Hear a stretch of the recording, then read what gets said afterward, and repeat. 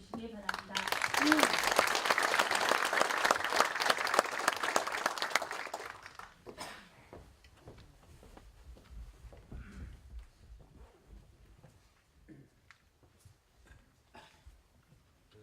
예, 반갑습니다. 방금 소개받은 진경입니다.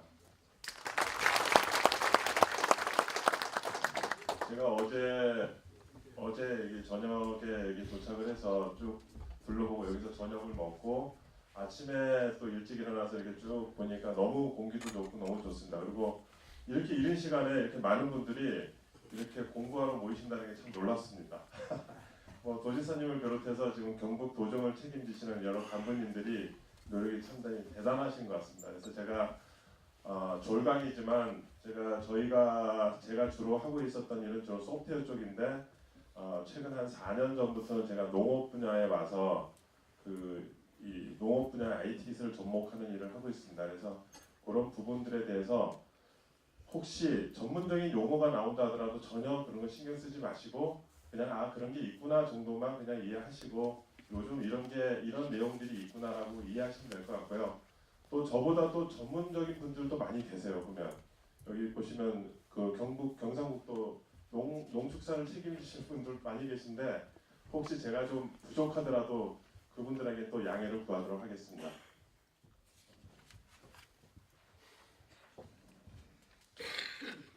전 세계적으로 그 IT 쪽에서는 유명한 박람회가 두 군데가 있습니다. 그 왼쪽에 보시면 이제 미국의 네바다주 라스베가스에서 열리는 그 전시회가 있고요. 그 다음에 스페인 바르셀로나에서 열리는 전시회 두 개가 있습니다. 이게 이제 미국 그 라스베가스에서 매년 1월달 열리는 CES라고 하는 전시회인데요. 이게 예전에 이제 컴덱스라고 하는 전시회가 이제 이쪽으로 많이 옮겨가면서 이게 올해도 한 18만 명 정도가 참가를 했습니다. 원래 올해 CES가 열릴 때 가장 주목받았던 회사가 LG전자였습니다. LG전자의 롤러블 TV, 접히는 TV가 가장 주목받는 혁신 기술로 주목받았는데 제가 가보니까 사람들이 다 식물성 고기 얘기를 많이 하더라고요. 그러니까 왜 가전 전시회에서 식물성 고기에 사람들이 관심을 가질까? 이게 이제 어떻게 보면은 미래를 내다보는 사람들의 식견이라고 저는 생각하는데 소 1kg를 키우려면은 먹이를 갖다가 16kg를 먹어요. 그러니까 우리가 고기 1kg 먹으려고 약 채소 16kg를 갖다가 고기한테 먹이는 거랑 똑같거든요. 그리고 가축이 소비하는 그 물이 채소가 키울 때 물보다 한 100배 정도 물이 많이 들어갑니다. 앞으로 이제 물 부족, 식량 부족 이런 거에 대비할 때는 식물성 고기가 당연히 주목받을 수밖에 없습니다. 그래서 임파서블 푸드라고 하는 회사가 이번에 출시를 해서 상당히 관심을 많이 받았어요. 그리고 2월 달에는 그 스페인 바르셀로나에서 MWC라고 하는 주로 그 통신사들 우리나라로 치면은 뭐 SKT, KT, LG 플러스 이런 회사들이 많이 참가를 하는데 올해는 여기도 마찬가지로 5G 얼마 전에 이제 삼성 이번에 SKT KT 전부 다 5G를 세계 최초로 오픈을 했는데 그 5G하고 폴더블 폰 요 전시회가 열리기 일주일 전에 삼성이 그 미국에서 폴더블 폰을 발표를 했어요. 세계 최초로 하겠다고. 그래서 원래 여기서 하기로 했다가 당겨서 다른 데보다 늦을까봐 일주일 전에 미국에서 발표를 했거든요. 그래서 저도 이제 요거에 관심을 갖고 갔어요. 5G하고 폴더블 폰에. 근데 가봤더니 거의 뭐 자율주행 차들이 엄청 많아요. 뭐 벤츠, BMW 등 세계 유수의 자동차 회사들, 뭐 현대기아 포함해서 전부 다 자율주행차를 전부 다 보여주더라고요. 그래서 실제로 가보면은 운전대가 없고 그 다음에 앞에 이렇게 그 모니터 같은 게 있어서 뭐 TV도 보고 뭐 업무도 볼 수 있게 돼 있는 겁니다. 그래서 상당히 이쪽에 관심이 많았다. 왜 그럴까 생각해 보니 앞으로 5G 시대에 있어서 가장 주목받는 데이터가 가장 많이 활용되는 것이 자율주행차 자동차인 것 같습니다. 그래서 움직이는 자동차가 움직일 때 옆에 있는 자동차하고도 서로 데이터를 주고받아야 되고 뭐 신호등이라든가 다양한 사물 인터넷의 데이터들을 계속 받아야 되거든요. 그래서 자율주행차가 결국은 앞으로 통신에서도 가장 핵심이 될 것이다. 그래서 이 두 가지 전시에서의 변화는 공이 그 기술입니다. 식물성 고기도 결국은 기술이에요. 그래서 이런 모든 기술이 만약에 농업에 적용 가능하지 않을까? 실제로 농업에도 적용이 가능합니다. 여기 보시면 인공지능 기술을 접목해서 뭐 스마트팜을 한다든가, 그다음에 미국에서는 이제 트랙터에다가 그 자율주행 기술을 넣습니다. 그래서 그 드론하고 트랙터가 같이 연계가 돼서 트랙터가 이동할 때 이 땅에는 약을 쳤다 안 쳤다, 여기는 어떤 약을 쳐야 된다, 이런 것들을 바로 실시간으로 인공위성을 통해서 받아서 실제로 그것을 운영을 하고 있습니다. 그래서 다양한 분야들, 뭐 가축이라든가 뭐 축산업이나 다양한 곳에 블록체인 등등이 활용될 수가 있습니다. 그래서 제가 보통 한 1시간 반 정도 해야 되는 건데 저희가 이제 시간이 제한된 관계로 저희가 빨리 진행하면서 말씀드릴 부분은 스마트팜, 그다음에 축산업에 적용되는 기술, 그다음에 플랜트 팩토리, 그다음에 블록체인 이런 부분에 대해서 짧게 설명드리도록 하겠습니다. 정부에서 그 8대 선도 사업을 발표했는데 그 중에 뭐 빅데이터, 스마트 팩토리 등등이 있는데 그 중에서 하나가 이제 스마트팜입니다. 2050년이 되면 세계 인구가 이제 90억 명이 되는데 지금까지 세계적으로 보면은 두 차례의 어떤 세계 전쟁이 있었어요. 그러니까 첫째는 이제 에너지 전쟁이 있었어요. 뭐 유류파동이라든가 이런 것들이 있었고 세계 열강들이 에너지 가지고 크게 전쟁을 치른 적이 있었고 그 다음에 이제 금융 전쟁이 있었습니다. 2008년, 2009년 금융위기가 오면서 금융 전쟁을 치렀고 조만간 세 번째 전쟁이 이제 식량 전쟁이라고 보통 얘기를 하고 있습니다. 그래서 지금은 우리가 먹는 쌀들이 남아 돌고 한다고 하지만 조만간 이제 그런 식량 문제들이 상당히 중요한 문제로 대두될 거예요. 그래서 그런 식량 문제를 해결하는 것 중에 해답 중에 하나가 스마트팜이라고 생각합니다. 이런 식으로 식물 공장이라고 하죠. 이런 식으로 다단으로 재배를 하고 태양광이 아니라 LED 등으로 재배하고 이렇게 되면은 계획 생산이 가능하고 친환경 재배가 가능하기 때문에 이것을 많이 선호를 하고 있습니다. 그리고 실제로 그 미국 뉴저지주에서는 에어로팜스라는 회사는 이런 식으로 한 13단, 14단 정도에 되는 수직 농업으로 하게 되면은 여기서 사용되는 물은 일반 노지에 비해서 한 20분의 1 정도, 그 다음에 평당 생산량이 한 100배 이상, 그 다음에 수확 기간도 노지에 비해서 한 절반 이하로 줄어드는, 그래서 상당히 이쪽이 유망하다고 하지만 실제로 이 식물 공장은 막대한 초기 설비 투자비가 들어가요. 그리고 이것을 운영하려면 생산비가 많이 들어갑니다. 아까 보신 바와 같이 태양광을 이용하지 않고 LED 등을 이용하기 때문에 뭐 전기세라든가 이런 것도 많이 들어가고요. 그리고 가장 중요한 거는 이게 이제 태양광이 아니다 보니까 이게 어떤 바삭함이 줄어서 또 결구가 되지 않아요. 그래서 여기서 생산되는 것은 독자적인 어떤 유통을 뚫어야 되거든요. 그래서 안정적인 유통망이 확보되지 않으면 이 사업이 잘 안 되더라고요. 그래서 일본 같은 경우에 대기업에서 진출해서 실제로 식물 공장 사업을 했는데 거의 다 망했어요. 그러니까 요즘 와서 이제 다시 한번 시도를 하고 있습니다. 일본도. 그리고 그러니까 ROI가 안 나와요. 투자해가지고 한 5년, 10년이 지나도 투자비 회수가 되질 않습니다. 그래서 이 부분에 대해서는 다시 한번 재검토가 되고 있는 상황이고, 어차피 이것은 기술이 발전하다 보면 LED 등의 효율성이 굉장히 높아지게 되면 이런 부분도 해결이 될 거라고 생각합니다. 장기적으로는.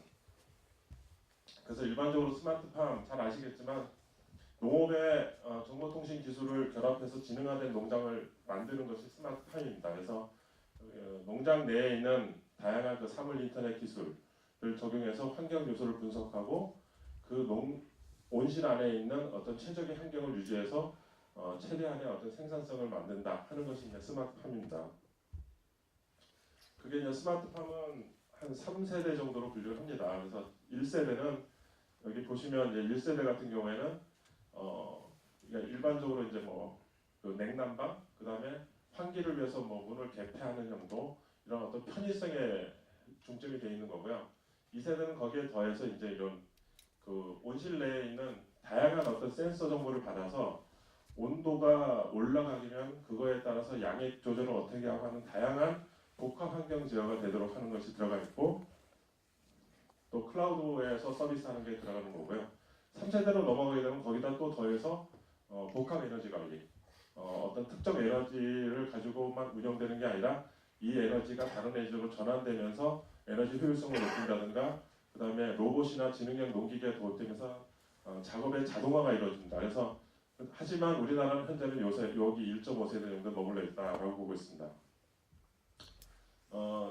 제가 그래서 주목하고 있던 회사 분야는 나라는 네덜란드하고 이스라엘이었습니다. 그래서 네덜란드는 너무 앞서가 있고 너무 오래되다 보니까 우리하고는 좀 괴리감이 있어요. 그래서 우리나라에도 들어와 있는 거 보면 주로 대규모 온실, 유리온실에 그 네덜란드 시스템이 많이 들어와 있습니다.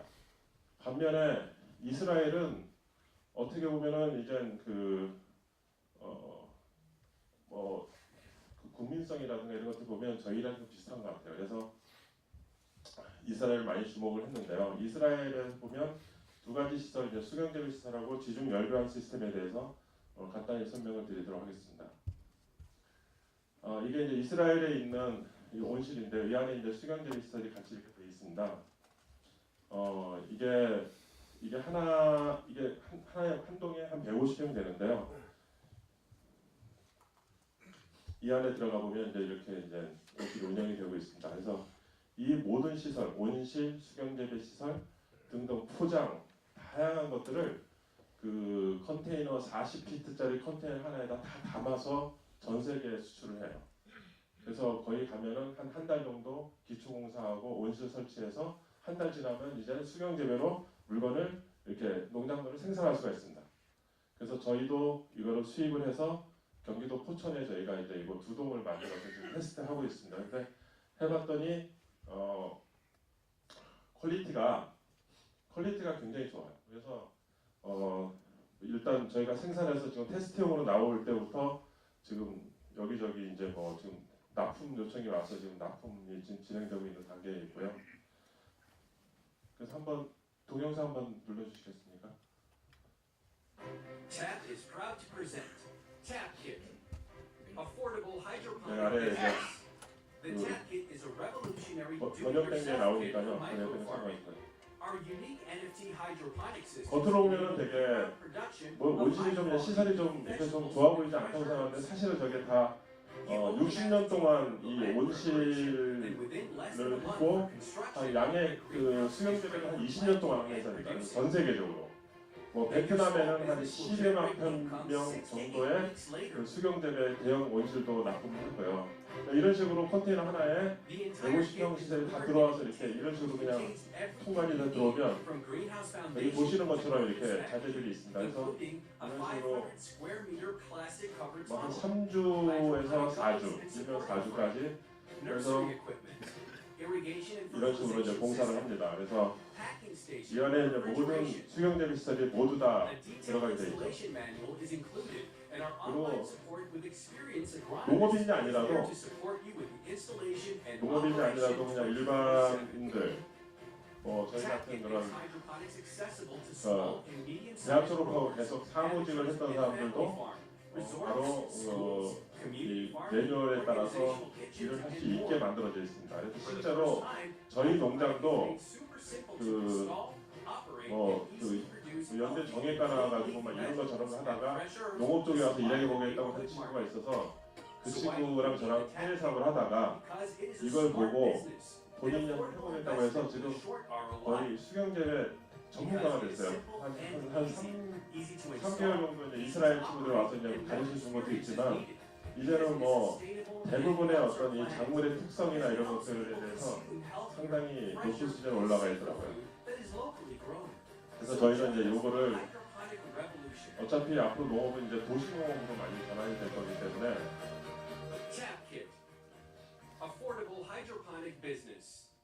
근데 이게 이제 하나의 키트 형태를 40피트짜리 컨테이너에 담았기 때문에 키트라는 말을 표현한 거고요. 회사 이름은 탭이고요. 그래서 또 하나 보시면은 요거는 이제 그 이스라엘이 그 사막이 많아요. 그리고 물이 굉장히 귀해요. 그래서 세계에서 가장 발달된 게 뭐냐면 이 관수 시설입니다. 그래서 이스라엘의 관수 기술은 세계적입니다. 그래서 이 관수를 하다 보니까 이런 내용들이 이제 이런 기술이 개발이 된 것 같습니다. 그래서 얘는 이제 요 지하에 한 9m 정도 땅을 파가지고 요 시설에서 돌아오는 양액들이 이 지하를 한번 갔다 오게 되면 뭐 그래서 더울 때는 이게 빨간 표시되어 있는 게 뭐냐면 날씨가 더워서 뜨거운 물이 왔으면 한번 올라갔다 내려오면은 파란색 물로 15도가 돼서 온실로 다시 들어갑니다. 그러니까 항상 그 이 온실 내에 있는 수경 재배하는 그 뿌리의 근거부에 흘러가는 양액의 온도를 15도로 맞춰준다는 얘기죠. 그래서 외부의 온도만 어느 정도만 조절해주면은 대한민국에서 가장 문제되는 게 여름에 이제 상추, 시금치 가격이 확 등하는 것이 사실은 그 온도를 조절을 못해서 상추들이 균일하게 생산이 안 되는 거거든요. 그래서 그런 부분들의 해결이 가능할 걸로 기대를 하고 있습니다. 그래서 이 점적 관수라고 하는 것이 이제 이스라엘에서 시작이 돼서 전 세계로 퍼졌는데 이런 부분들이 실제로 열교환으로 활용이 돼서 이렇게 된 겁니다. 이것도 잠깐 비디오 한번 보실까요? Introducing Roots Sustainable Agricultural Technologies. Roots, a 2-in-1 heating and cooling solution for your crop. Optimal temperature ranges are required on the root zone level to return maximum quality and yield in crop. When the temperature is outside of those ranges, the crops struggle to 이게 grow. 빨간 표시되어 있는 게 Roots 이제 technology addresses this 온도가 올라가서 problem 이제 through the 뿌리 patented 분권부가 뜨거워지게 되면 and 이제 cooling 작물 solution. 생산이 안 된다는 얘기거든요. 근데 이거를 이제 조절을 해서서 항상 이런 식으로 Using 12도에서 the 20도 사이에 온도로 항상 유지를 해줘야지 roots are able 그 to cool 품질이 the root 균일하게 zone layer 만들어진다는 during warmer 겁니다. climates and heat the root zone layer during cooler climates. This is 우리나라 같은 경우에 이제 사계절이 뚜렷하다 보니까 여름과 겨울에 여름엔 너무 더워서 겨울에 너무 추워서 실제로 뭐 노지에서는 거의 뭐 상추 생산을 할 수가 없죠. 그래서 하지만 이제 수경재배에서는 시도를 하는데 수경재배에서도 역시 이런 문제 때문에 품질이 잘 나오진 않아요. 근데 저희가 이거는 이제 올해 여름에 저희들이 새로 시도를 한번 해보려고 하는 거고요. 실제로 이게 뭐 다른 나라들 뭐 전 세계 다른 나라 미국의 뭐 애틀랜타라든가 뭐 이스라엘 뭐 조지아 뭐 이런 다양한 나라에서 이걸 가지고 테스트를 했더니 실제로 온도가 근본부 온도가 15도 내외로 유지가 되더라는 거예요. 그래서 품질이 균일하게 나왔기 때문에 이게 상당히 효용성이 있을 걸로 기대하고 있습니다.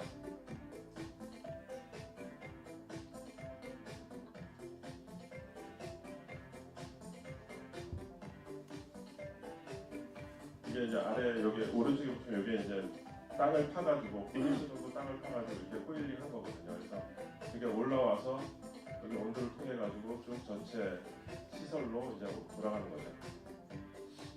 All data collected is sent to the cloud, and you can monitor and review. 여기 있는 온도나 이게 다양한 PC or 것들은 smart 클라우드로 device. 저희들이 It's 받아서 as simple as that. 이거를 컨트롤 해가지고 농장에 Root zone temperature 문제가 생기면 optimization 바로 technology is 알려주는 형태의 revolutionizing 서비스가 됩니다. greenhouse crop production, greater crop protection and production security, significant yield increase, faster return on investment, heating and cooling in one system, significant energy savings, and real-time monitoring.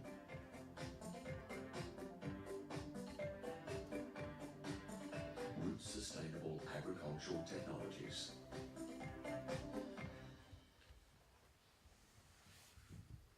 저희가 요거를 이제 국내에 들어와서 이제 이거를 이제 공급을 하면서 저희는 이걸 이제 우리나라의 기술을 접목을 해서 이제 우리 걸로 만들려고 하는 노력을 할 겁니다. 그리고 특히 오른쪽에 소프트웨어. 그러니까 이 이스라엘 회사들이 뭐 여기도 이제 소프트웨어가 발달된 나라긴 한데 농업 쪽에 있어서 소프트웨어는 저희께 더 나았나 봐요. 그래서 저희가 개발한 소프트웨어를 걔네 거에 얹어서 전 세계 이 키트가 나갈 때 저희 소프트웨어가 이제 판매되는 형태로 이제 계약이 됐습니다. 그래서 저희는 이 안에서 이제 이 소프트웨어는 뭐냐면 전문 농업인이 아니라 일반 어떤 귀농하신 어떤 농업을 처음 접하시는 분들도 쉽게 할 수 있게 애플리케이션에서 앱으로 모든 뭐 비용 들어간 거, 판매된 거 이런 거 바로바로 정산할 수 있게 돼 있고 그걸 확인할 수 있게 돼 있고 혹시 하다가 모르면은 그걸 누르면은 이제 그 동영상 같은 거로 실제로 그걸 확인해서 저희가 이 농사 짓는데 전혀 애로사항이 없게 만들어 놓은 앱입니다. 그래서 이런 것들이 같이 결합이 돼서 세계 시장으로 나가려고 그러고요. 저희가 제가 이제 수경 재배를 처음 얘기할 때 이제 국내에 있는 전문가분들을 많이 만났는데 대한민국이 수경 재배를 굉장히 빨리 도입해서 가장 빨리 망한 나라라고 하더라고요. 그러니까 수경 재배에 대해서 너무나 쉽게 생각해서 접근했다가 수경 재배 시설이 아니다라고 결론을 내렸다는 거예요. 그래서 왜 그런가 봤더니 여기 보시면은 몇 가지 예를 들면요. 저희 우리나라 온실은 이게 이쪽이 100m고 좌우가 한 6m 정도 되고 높이가 한 3m 정도 돼요. 그러니까 이게 실제로 이게 환기나 이런 거 할 때 이 100m라서 한쪽 끝에서 이게 시원한 공기를 쏴줘도 이 100m 전체가 이렇게 도는 데는 상당히 시간이 오래 걸리고 난방을 한번 했을 때 오래 가지 못해요. 근데 이 시설 같은 경우에 아까 그냥 온실은 그렇게 좋아 보이지 않았다고 보이지만 제가 처음에 가서 놀란 거는 이게 이 전체의 길이가 한 50m, 좌우가 10m, 높이가 5m예요. 그래서 굉장히 쾌적하고 여기 위에 보시면 이런 것들에 의해서 환기가 굉장히 잘 됩니다. 그래서 여름에 40도가 넘을 때 이스라엘 가가지고 이 농장에 딱 들어갔는데 덥지가 않았어요. 그러니까 보니까 뭐 에어컨을 틀었다기보다는 여기 이쪽에 공기의 흐름을 갖다가 잘 조절을 해가지고 작업 환경이 굉장히 쾌적했고요. 그리고 이런 수경 재배는 특히나 이거 각막 수경이라고 하는 게 있는데 그거는 이렇게 한쪽 끝에서 한쪽 끝으로 이렇게 양액이 계속 흘러가면서 뿌리에서 영양분을 흡수하도록 하는 거거든요. 이게 경사도가 있어요. 근데 국내 같은 경우에는 그냥 뭐 밑이 평평하지도 않은데도 그냥 경사를 만들어 놓고 감으로 경사를 만드는 경우도 많거든요. 근데 여기는 밑을 평탄하게 하는 작업을 먼저 하거든요. 콘크리트 작업을 한 다음에 이 경사도가 정해져 있어요. 그게 최적의 경사도를 유지하게 하는 게 있고요. 그 다음에 우리나라 같은 경우는 양액을 그냥 한쪽에서 흘려서 그냥 끝에 가면 버리는 경우도 많아요. 이게 환경오염 문제가 있거든요. 근데 이건 완전히 순환이 되고 또한 이게 한 3분에 한 번씩 양액을 흘려줘요. 그래서 이 안에서 무슨 바이러스가 생기는 것도 획기적으로 줄이고요. 이 밸브에 의해서 그 유속이나 이런 것들을 조절할 수가 있게 돼 있어요. 이런 밸브가 다 있거든요. 그리고 국내 같은 경우는 100m를 이런 식으로 이렇게 세로로 배치하거든요. 근데 여기는 이제 4, 5m씩 끊어서 가로로 배치해가지고 우리나라에서 이런 시설을 못 봐가지고 제가 이제 이거를 도입을 하게 해서 우리나라에도 이런 걸 한번 해보자라고 한 건데요. 그리고 국내 같은 경우에는 평당 요게 포트인데요. 요 포트가 한 60개 정도 됩니다. 근데 여기는 포트를 170개 정도로 배치를 했어요. 생산성이 높아지는 거죠. 그리고 포트 상추 같은 경우는 이렇게 하나씩 건너서 심으니까 한 포트 2개당 한 주씩 재배가 되는 거고 일반 허브는 매 포트마다 재배할 수가 있고요. 그리고 제가 온실 되게 좋아 보이지 않는다 했는데 실제로 그게 아니라 이 온실이 이중으로 돼 있더라고요. 이걸 얘네들은 에어포켓이라고 그러는데 이 이중 비닐 사이에다 온실 내부 공기를 주입해서 이 박테리아 곰팡이 질병이 확산되는 걸 방지하고 난방 비용도 상당히 절감이 되더라고요. 그리고 매일 한 5회씩 그러니까 초보인 친구도 와서 하는 거 보니까 이게 되더라고요. 이걸 측정을 해서 매일 5번 측정을 해서 왜냐하면 그 식물이 계속 물을 흡수하고 영양분을 흡수하니까 계속 물을 보충해줘야 되잖아요. 물 보충해줄 때 그 양액 비율 그런 포뮬러식도 그대로 맞춰줘야 되는데 이런 것을 간단하게 이런 식으로 진행할 수가 있습니다. 그리고 왜 식당이나 이런 데 보면 여름에 무슨 파리 뭐 날린다고 붙여놓은 이런 게 왜 있나 그랬거든요. 근데 이게 보니까 여기 이제 벌레가 붙으면 이걸 바로 사진 찍어서 이스라엘로 바로 사진 전송해주면 이게 이게 어떤 그 해충이냐 또는 이게 어떤 바이러스가 도냐 이런 것들을 갖다 바로 즉시 알려주는 시스템으로 되어 있고요. 그리고 국내 같은 경우는 이게 주로 금속으로 되어 있어요. 이 커터가. 근데 여기는 PVC 플라스틱으로 되어 있어서 운반도 편하고 이동도 편하고요. 그리고 실제로 그 내부에서 그 육묘를 직접 합니다. 그래서 이 육묘를 여기서 직접 하는 이유가 뭐냐면 외부에서 육묘된 걸 사오게 되면은 이게 바이러스가 돌아요. 그래서 이 자체에서 육묘를 해서 키우면 품질이 균일하게 되죠. 실제로 이 안에서 재배될 수 있는 작물이 한 20여 종이 됩니다. 그래서 엽채류 관련된 거 허브 종류라든가 상추 종류는 거의 다 재배가 되고요. 그래서 저희가 이런 것들을 소프트웨어로 저희가 이 안에 있는 환경 정보나 이런 것들을 저희가 웹으로 서비스해주고 앱으로도 서비스해주고 있습니다. 다음은 이제 그 축산 쪽에 대해서 간단히 말씀을 드리면 그 이제 뭐 하나만 말씀을 드리면 이제 그 양돈 농장이 상당히 그 많은 환경 데이터들이 있어요. 그리고 그 개체가 엄마 돼지가 먹는 사료라든가 물 이런 양들이 실제로 이 농장이 어떻게 운영되는지에 대한 어떤 중요한 데이터거든요.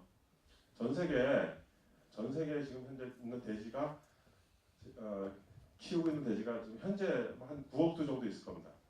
중국이 한 절반 넘게 있는데요. 우리나라는 한 1,000만 두 정도 있어요. 그러니까 이게 보통 엄마 돼지가 1년에 2번 낳거든요. 2번 낳는데 한 1년에 한 20마리 정도가 이제 실제로 판매가 되면은 그걸 이제 MSY 뭐 해가지고 한 20 정도 되면 보통 우리나라가 한 20, 21 이 정도 되고요. 유럽 같은 경우에 뭐 25, 28, 30까지 가는 나라도 있고요. 베트남이나 중국은 뭐 14, 15 정도 되는 경우가 있습니다. 그래서 이 전체 이런 거 보면은 이 MSY라고 하는 것이 예를 들어서 1년에 우리 농장이 20마리를 엄마 돼지 하나가 평균 20마리를 낳아서 이제 시장에 내놨는데 만약에 이거를 좀 더 효율적으로 해가지고 21두가 됐다. 그러면 사실은 그 1두가 그 한 5% 정도 그냥 순육으로 남는 거거든요. 그래서 농장의 그 수익이 굉장히 좋아져요. 그래서 이거 MSI를 개선하기 위해서 양돈 농장 축산 관계하시면 너무 잘 아시겠지만은 양돈 농장에서는 이 MSI가 상당히 중요한 지표가 되고 있습니다. 그리고 몇 년 전에 우리나라에서 축산업의 생산액이 한 연간 한 19조 정도 되는데요. 그 구제역이나 이렇게 돌면서 그 해만 손실이 한 4조 원이 생겼어요. 매몰 비용이라든가 등등 해서.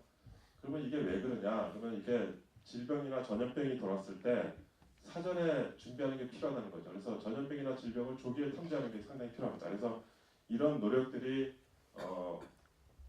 있는데 국내에서는 아직 이런 솔루션이 없어요. 돼지 뭐 몇 번 시도했지만 이게 상업화되지 못했습니다. 그래서 그 벨기에나 네덜란드에 있는 기술들을 보면은 이런 식으로 이런 돼지 키우는 농장에 이런 등들이 있어요. 그래서 이 안에는 소리가 굉장히 다양하겠죠. 뭐 문 여닫는 소리, 비행기 지나가는 소리, 또 그냥 기침이 돼지가 그냥 괜히 꿀꿀하는 소리도 있고요. 또 그 중에 이제 전염병이 들어와서 기침하는 소리가 있거든요. 그럼 이런 소리들을 다 수집을 해서 요 마이크를 통해 수집을 해가지고 요 안에서 일단은 분석을 해요. 그러면 여기서 필터링을 해가지고 1차 필터링해서 뭐 이상한 소리는 다 제거하고 좀 분류가 어렵다, 안 된다 그러면 이거를 클라우드로 보내서 이게 중심에서 분석을 해서 다시 결과를 주거든요. 그러면 얘가 초록색일 때는 이게 아무 질병이 없다. 그리고 노란색으로 바뀌면 이게 질병이 생기려고 한다. 그 다음에 이게 빨간색이 바뀌면 이게 질병이 돌고 있다라고 하는 식으로 요 LED 램프 등으로서 이게 알려줍니다. 그래서 이런 것들이 가능하면 빨리 탐지가 되게 되면 그 조기 탐지에 의해서 많은 비용이 손실 비용을 줄일 수가 있는 겁니다.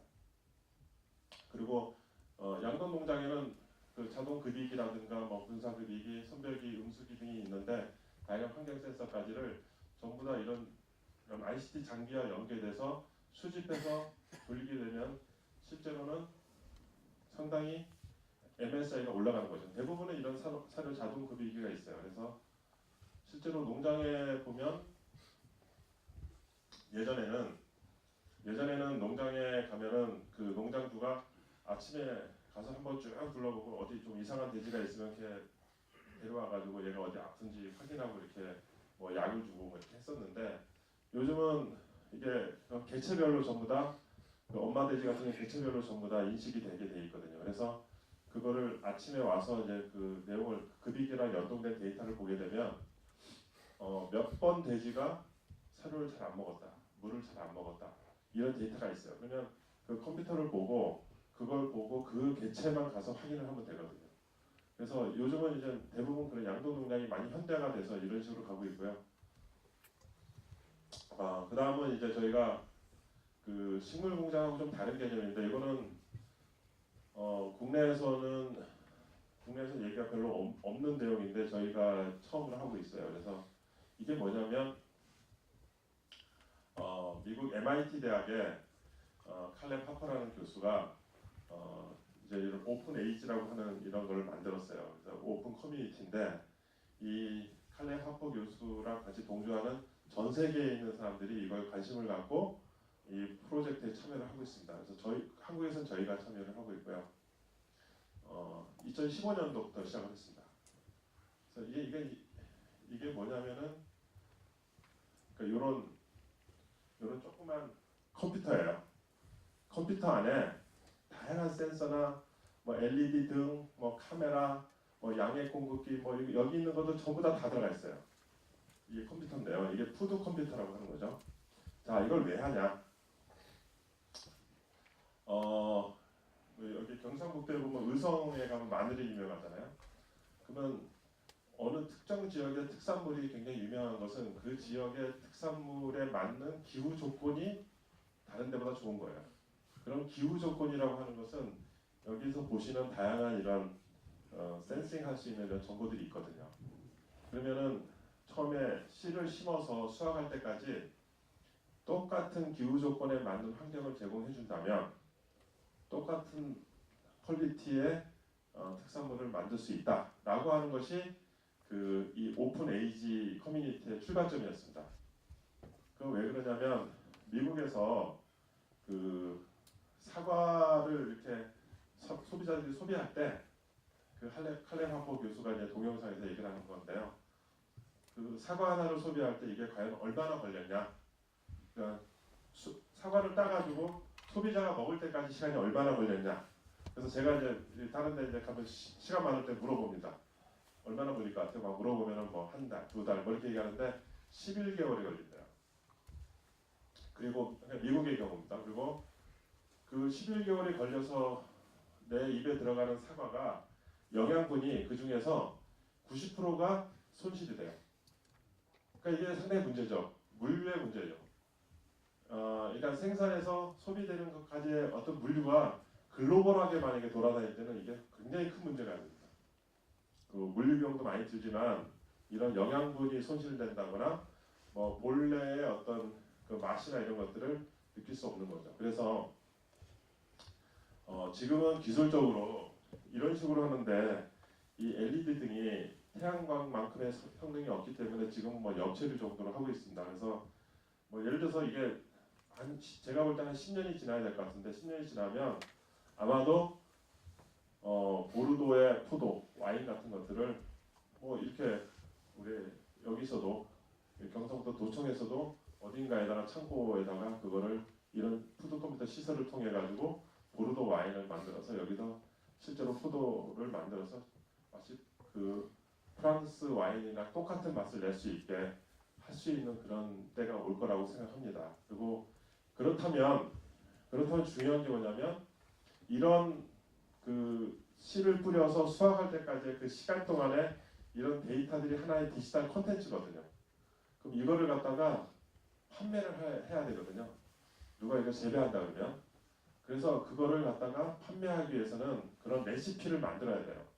그럼 여기 경상북도에도 다양한 특산물이 있는데 이런 특산물이 외국에 있는 사람들 또는 외부에 있는 다른 도에 있는 개발자나 판매자들한테 그런 콘텐츠를 뺏겨서는 안 되겠죠. 그래서 앞으로 향후에는 이런 것들이 요거는 이제 처음에 이제 미국 MIT 대학에서 만든 건데 거의 똑같습니다. PFC가 위에서 카메라가 위에서 보면서 식물이 어떻게 자라는지를 이렇게 사이즈나 색깔의 변화를 갖다가 계속해서 이 데이터를 보게 되면 이거를 인공지능 기술을 적용해서 아 이거는 어떻다 저떻다 그러니까 최적의 맛은 이거니까 요 단계에서는 이런 온도 습도가 좋다라고 하는 어떤 환경 조건을 갖다 계속 매칭을 해갑니다. 그러니까 저희 회사에 있는 밤에 찍은 것 같아요. 네, 조그맣습니다. 이 안에 양해통도 있고요. 뭐 전부 다 이런 보드 설계도 다 돼 있고요. 이런 식으로 이 안에 있는 식물을 사실은 이거는 연구용으로 만드는 거죠. 그래서 이게 나중에 다 수확할 때 맛을 보고 아 요거는 어떻다. 이걸 또 실제로 갖다가 이렇게 성분 분석을 해가지고 이거는 어떻다 하는 것들을 계속 연구를 해나가는 겁니다. 실제로 여기 상주에서 하는 스마트폰 혁신밸리 팀도 와서 이거를 테스트용으로 하나 사가지고 가서 이제 해보겠다 해서 지금 구매를 해서 제가 납품을 하고 있는 거고요. 이런 카메라나 환경 센서들이 많습니다. 이것도 전부 다 실시간으로 요즘은 다 빅데이터 분석을 하고 인공지능을 적용하지 않으면은 이걸 재활용이 잘 데이터가 안 되거든요. 그러니까 실제로 저희가 서울에서 이 시민 참여단들을 모집을 했더니 굉장히 토요일 날 오전에 전부 다 와가지고 이걸 막 공부를 하는 거예요. 같이 따라하면서. 그래서 상당히 관심이 많았고요. 이 서울 혁신파크에 박은순 시장님도 오셔가지고 보고 이제 이 부분에 대해서 그래서 지원을 하라고 해서 저희 쪽 이제 여기 참여하는 연구원들이 이제 그 지원을 받아서 지금 계속 이 데이터를 쌓고 있습니다. 그리고 이거는 고등학교 같은 데 가면 이런 농업과 컴퓨터를 같이 보여줌으로써 이제 교육 프로그램을 만들어가지고 지금 하고 있는 거고요. 다음 마지막으로 이제 블록체인을 좀 간단히 소개해 드리면요. 블록체인은 여기 교육 한번 안 하셨죠? 우리 화요 굿모닝 특강에. 블록체인 여러분 했습니다. 아 네. 워낙 도지사님께서 블록체인에 워낙 많이 식견이 높으셔가지고 제가 이제 여기 올 때 상당히 기대를 많이 갖고 왔습니다. 여기 경상북도하고 제주도 상당히 그 두 도지사님이 상당히 블록체인에 대해서 많이 공부하시고 많이 강조를 하셔가지고 저도 기대가 많습니다. 그래서 요즘 블록체인은 뭐 이렇게 금융, 전자상거래 보안, 물류 유통 다양한 분야에 적용되지만 농축산업에도 이제 적용이 되고 있습니다.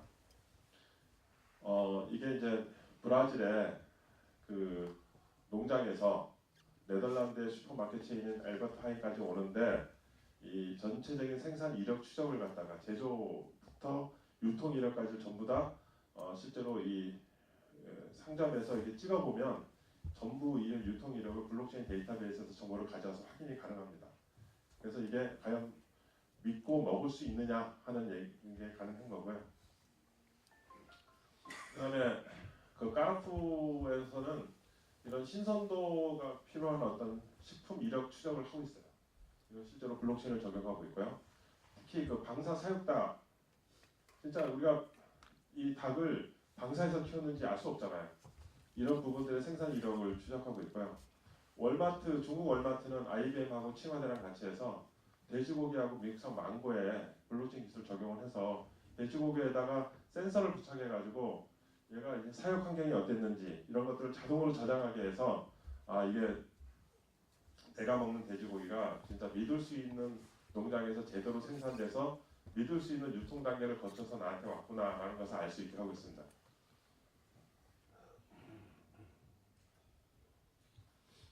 결국 블록체인의 가장 큰 특징은 정보의 투명성, 위변조 방지, 그리고 중요한 게 이제 스마트 컨트랙트죠. 이게 스마트 컨트랙트라는 것이 이제 실제로 보면 농업 쪽에 보면 계약 행위가 많이 있긴 있어요. 근데 그게 전부 다 구두 계약이라든가 이런 쪽에 많이 의존을 하고 있고 문서상의 계약이라 하더라도 파기가 굉장히 쉽게 이루어지고 있어요. 그래서 그런 것을 사전에 방지하기 위해서는 그 이더리움이라고 하는 비트코인 다음에 나온 이더리움이라고 하는 이런 플랫폼이 나오면서 이더리움에 채용된 스마트 컨트랙트가 이제는 대부분의 블록체인 어떤 플랫폼에는 스마트 컨트랙트가 다 들어가 있습니다. 그래서 이거는 컴퓨터 코드로 돼서 갑과 을의 계약상에서 이러이러한 조건일 때 이렇게 한다라고 해서 코드로 심어놓으면 나중에 그 계약이 실행되거나 마지막에 종료되는 시점에서는 자동으로 정산이 이루어지게 하는 형태로 되어 있기 때문에 스마트 컨트랙트가 이제 우리가 잘 모르는 사이에 어느덧 이제 우리 주변에 이제 이런 것들이 많이 적용되는 세상이 올 겁니다. 제가 이제 인터넷 벤처 초창기 때 그 실리콘밸리를 굉장히 자주 갔었는데요. 그때 제가 삼보컴퓨터에 있을 때 이용태 회장님과 같이 이제 그 김영삼 정부, YS 정부 시절에 그 국가경쟁력위원회 프로젝트를 한 적이 있어요. 그래서 우리나라 뭐 소프트웨어 교육을 그때 해야 된다. 뭐 그것도 했었고요. 그리고 송도 미디어밸리는 저희가 아이디어를 내서 그때 지금 송도 미디어밸리가 개발이 된 거고 그 중에 하나가 뭐냐면 그 이런 그 실리콘밸리에 있는 이런 트렌디한 어떤 새로운 인더스트리를 갖다가 우리나라에 접목을 해야 되겠다. 그래서 그 당시가 94년, 95년이었어요. 그래서 그때 실리콘밸리에 가면은 그때 그때 구글이 없었고요. 그때 뭐 넷스케이프라고 하는 그 아시는 분은 아시겠지만 지금의 우리는 익스플로러를 갖다가 많이 쓰는데 그전에는 넷스케이프 같은 그런 브라우저가 있었어요. 그걸 돈 받고 팔려고 했어. 그러니까 마이크로소프트가 이제 익스플로러를 무료로 배포하면서 이제 그게 죽었는데 그리고 다양한 데이터베이스 회사들 이런 회사들이 그리고 장비 업체들 그래서 실리콘밸리에 우리나라 사람들 해외 여러 사람들이 가서 막 줄 섰어요. 줄 서서 그거 서로 자기 나라에서 팔려고. 그래서 그 당시에 인터넷이 우리나라는 어떤 상황이었냐면 이렇게 다이얼업 모뎀 형태로 해가지고 막 찌찌찌찌 소리 나고 뭐 하다가 겨우 연결되면은 이제 그때 속도 굉장히 낮은 인터넷을 썼었거든요. 그래서 그때 처음으로 전자메일을 보내고 막 주고받고 이런 세상이 있었는데 그때가 94년, 95년인데 지금은 아마 여기 계신 모든 분들이 인터넷에 접속 이런 거는 고민 안 하실 거예요. 그냥 핸드폰 열어서 그냥 바로 아무 때나 검색하면 되고 굉장히 사용에 불편함이 없죠. 근데 더구나 이제 5G가 되면 5G의 속도는 와이파이보다 몇십 배 빠르거든요. 그럼 이제는 동영상 같은 것도 그냥 순식간에 전달이 되고 이제는 그런 문제가 없는데 그 당시에는 그러지 않았어요. 근데 블록체인이 저는 94년도에 인터넷하고 거의 유사한 단계에 있다고 저는 생각합니다. 그래서 지금의 블록체인은 굉장히 기술적인 얘기를 하고 되게 불편하게 얘기를 하지만 조만간 이런 기술자라든가 이 사업가들에 의해서 우리가 이건 블록체인이라고 느끼지 못하는 사이에 블록체인 기술이 우리 주변에 많이 적용이 될 거예요. 그래서 그 중에 하나가 제가 볼 때는 이 농업 쪽에 생산, 가공, 유통, 소비까지의 이런 그 일반된 프로세스에 적용되는 블록체인이 상당히 우리한테 보편화될 것이다. 전 세계 농업 시장이 한 3,500조 원 정도 돼요. 우리나라 돈으로 환산하면 전 세계 GDP의 한 2%, 3% 정도 되고 전 세계 농업 인구가 2% 정도 됩니다. 근데 그 농업 인구가 우리나라뿐만 아니라 해외에서도 전부 다 도시에서 살려고 해요. 다 농촌을 떠납니다. 그래서 농촌의 인구가 없어져요. 전 세계적으로 똑같아요. 그러니까 지금은 2%의 인구가 98% 나머지 사람들까지 먹을까지 다 생산해내고 있지만 앞으로는 더 적은 인원이 더 많은 사람들을 먹여 살릴 수 있는 기술이 필요한 거예요. 또 거기다 더해서 이게 과연 내가 믿고 먹을 수 있는 농산물인가까지 검증까지 해줘야 돼요. 그런 세상이 조만간 올 겁니다. 그래서 저희는 제가 이제 저희 회사도 저희 2년 전에 1년 반 전부터 그 블록체인 개발팀을 사업을 만들어서 저희가 이제 연구 개발하고 그 서비스를 준비해서 저희도 이제 올해 말에 그 블록소리라고 하는 이런 서비스를 올해 말에 저희가 런칭을 합니다. 이거는 이렇게 이제 농가가 소비자가 있는데 저희는 이제 현물을 갖다 거래하는 게 아니라 그 농가가 씨를 뿌렸어요. 그 우리 흔히 밭대기라고 하죠. 근데 일반적인 이런 밭대기의 주요 작물이 아니라 일반적인 작물에 뭐 상추가 됐건 아니면 뭐 고추가 됐건 이런 거에 이 블록체인을 적용하는 겁니다. 그건 뭐냐면 농가가 씨를 뿌리면 그때부터 물건을 소비자들이 살 수 있게 해요. 그 대신 현물보다는 싸게. 그리고 생산자가 갖는 이점은 뭐냐면 내가 좀 싸게 팔지만 생산자의 가장 큰 고민은 이게 누구한테 언제 팔고 이게 판매가 보장되느냐가 가장 중요한 이슈거든요. 그래서 이거를 씨를 뿌릴 때부터 판매가 들어가서 싼 가격에 먼저 판매가 다 완판이 되게 되면 자기는 잘 키워가지고 제때 납품만 해주면은 자기가 그 여기 스마트 컨트랙트에서 에스크로 된 그 코인을 자기가 받을 수가 있는 거예요. 그래서 그런 부분들이 생산자와 소비자가 상호 연계되게 이런 서비스가 제한된 것도 있고요. 저희뿐만 아니라 이런 종류의 서비스를 다른 중국이나 이런 데서도 많이 지금 기획을 하고 있습니다. 그래서 하지만 사용자는 그냥 블록체인 모르고 쓰는 거죠. 이런 식으로 고구마를 키우는 두 분이 이렇게 올렸다. 그러면 이제 이게 올리는 시점은 여기 안 나와 있는데요.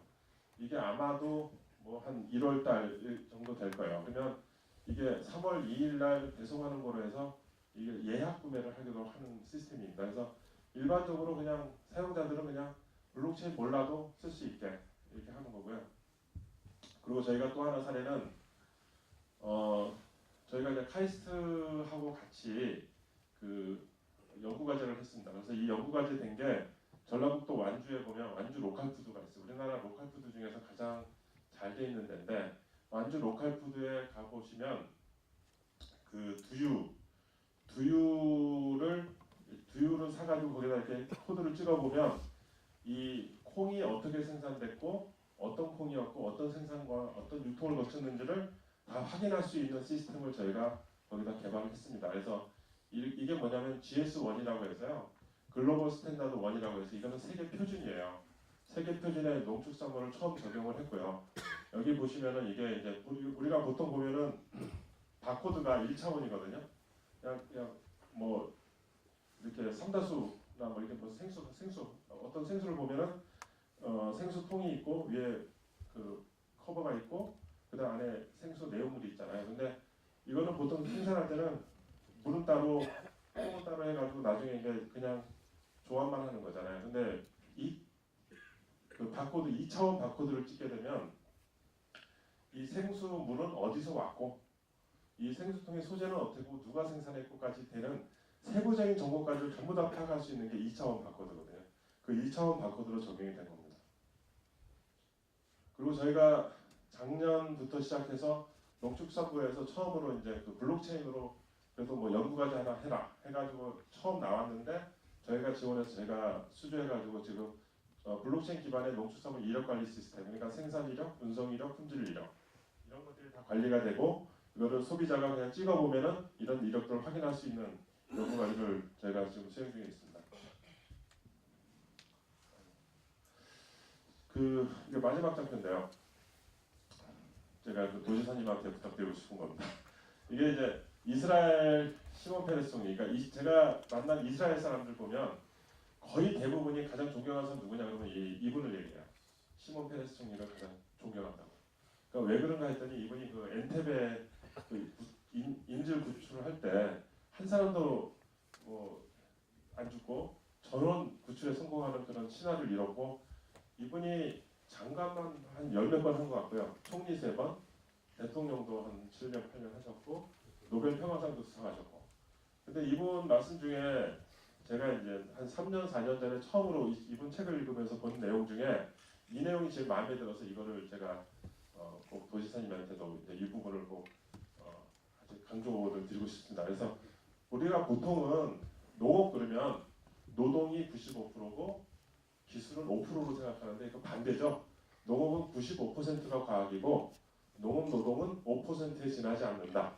이게 이제 이스라엘 시몬 페레스 총리의 말씀이시고 이분이 이런 거에 의해서 이스라엘 농업 기술이 굉장히 발전했어요. 그래서 이스라엘에 가보면은 진짜 이 기술이 결국 해외로 다 나가 있어요. 그러니까 농산물을 판매되는 것보다 이 농업 기술을 판매하는 그런 기술이나 시설 같은 거 판매되는 수익이 훨씬 더 큰 거죠. 그래서 이 부분이 결국 되게 중요한 포인트다. 그래서 농업에도 기술이 중요하고 이 기술은 지나치게 강조해도 지나치지 않다. 이거를 여러분들에게 꼭 강조하고 싶습니다. 오늘 강의 여기서 마치도록 하겠습니다. 감사합니다. 네, 김동훈 사장님께 다시 한번 박수 부탁드리겠습니다.